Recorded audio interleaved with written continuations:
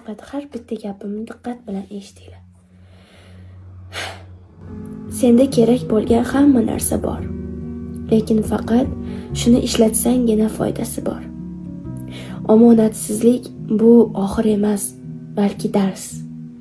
Kurash bu taslim bo'lish emas, balki o'sayotganing belgisidir. Ko'pchilik odamlar qiynalishganda to'xtab qoladi. Ko'pchilik odamlar ruxsat kutadi. Lekin sen boshqasan. Sen bilasan, kutish seni maqsadingga olib bormaydi. Sen bilasan, harakat yagona yo'l. Shunday ekan tur, nazoratni qo'lingga ol. Hayotingdagi o'zgarishlarning sababi bo'l.